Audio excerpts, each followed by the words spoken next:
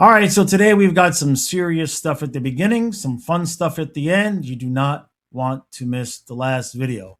And if you're wondering what the shirt says, exactly, it's like that. If your girl has single female friends, it's going to be a headache. It is. It's going to be a headache because those girls are out on the prowl and they want company.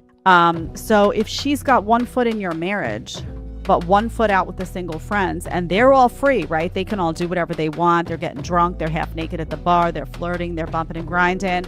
That's the energy that she's like, oh man, just to be free again, just to be free again. Oh, a taste of this, a taste of that. Now, when does that happen? That happens when she's not that into you. That happens when she's not that attracted to you. That happens when she doesn't respect you. That happens when you're not holding a position of authority. That happens when you're not masculine and she can't lean on you. And so you're kind of like a placeholder, or you're somebody that she married because you were going to take care of her, but she's really not attracted to you at all. All right, so this is a bit of a tough situation. Now, you notice she says married, right? Because what happens when you meet somebody, you're single, they're single. So usually their friends are going to be single. It's always a very delicate, sometimes awkward period of time when you first start dating somebody and they're still, you're not quite exclusive. Are you exclusive? Are you not? Is she going out with her friends to the clubs? It's a very difficult transition time. You have to navigate minefields if you're a guy, because on one hand, you don't want to come off as completely controlling. On the other hand, sometimes you meet a woman who's incapable of controlling herself, and you know how that works out. Now, once you get married, if you're going out with your single friends to the clubs, you probably should have never gotten married. I think most of you guys know that, but it's a delicate situation. Those first few weeks, first few months, just judge her by her actions, not by what she says. 90% of women can relate to this story. My friend took her family to the water park the other day, and she was a wreck. Why? Because it was their first time at the water park, and for the last week, she had been doing all the mental load to help them get ready. Packing, prepping, explaining to the kids the rules of the water park, the rules of staying close to an adult, never to take their life jacket off. And guess what her husband said? Relax, babe. It'll all work out. Was he wrong? No. Everything went fine because she made it fine. She's the reason everything went smoothly. And what's the lesson here? It's not for that partner to just relax. It's that when one partner opts out of all the planning and prep work, the other partner has to carry the whole thing. Start acting like a parent, because it's the adults who show up on the day of and just tell their partner to relax who are being about as helpful as the children. This one might get me into a lot of trouble, but having to plan for a week for one day at a water park is excessive. All right, so for starters, I think we can all tell that this wasn't her friend, this was her, right? You can see it in the eyes. Now, I've raised 3 children, and we were an hour away from Disney, Universal, SeaWorld, Blizzard Beach, etc. And we never had to explain to anybody the rules, because they were just the same rules as when we went anywhere in public with the kids. Stay near us, listen to what we have to say. End of discussion. An entire week to explain to them that you're going to have to wear a life jacket? Nah. This woman's cocoa for cuckoo puffs. Now, the other part to that is most of the things that you would need to tell them, special about the water park, just as you're driving up. Hey, kids, so this is how it's going to go. We're going to get a locker. We're going to have a key. I'll wear the key around my neck if you need to get some. Like, it's just very, very minor things. And my favorite part about this is how she takes credit for the day going fantastic. No, it's because you were at a water park. Last thing is, on this channel, I do give you guys words of warning. And what I mean by that is, if you hear a woman say blank, run. If you meet a woman and she uses the phrase mental load, run. That's a big heavy bag, dude. What's this guy gonna do? Damn. Jesus. Wow. Dude, he is teeing off. not judge a book by its cover, man. Yeah, you absolutely should never, ever judge a book by its cover. Imagine this scrawny looking balding guy can kick your ass to next Tuesday. Now, I take myself as an example. I'm going to be 55. I'm not that tall. I got my knee hurts, my hip hurts, my foot hurts, but I was a black belt in judo. And that stuff is like luggage. You never forget it. Whenever anybody gets near me, I have to make sure that I'm not just going to pick them up and throw them across the room. Because apparently, as I have found out in recent years, doesn't matter how old you are. It's like learning to ride a bike. It's reflex. You never forget it. So don't judge a book by its cover if you're trying to get physical with somebody, because odds are you might get smacked around. We got weights and fish! Get the out of here! Holy shit! Wow! You just... Hey, man. You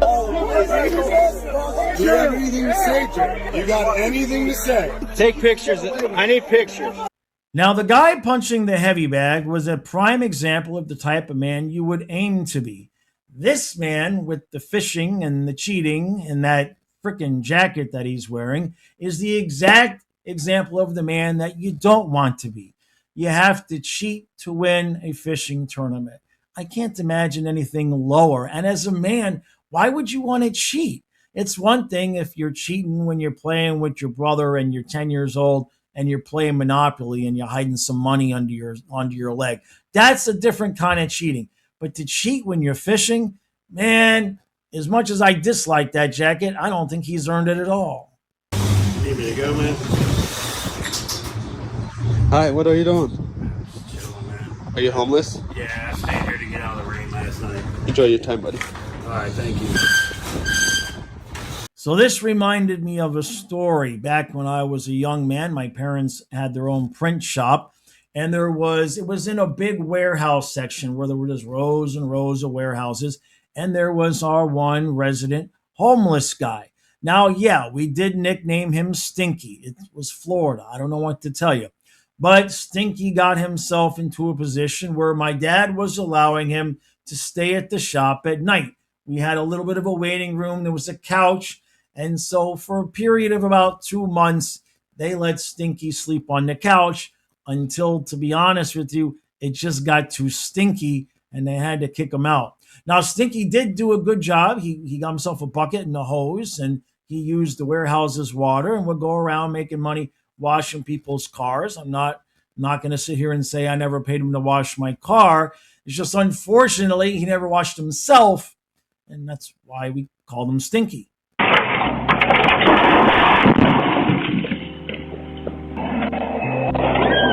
alright? Yeah, You really just fall down that? I did. I'm good. You alright? I'm good. So on one hand, I would like to ask the question, what kind of man wears flip-flops climbing a ladder?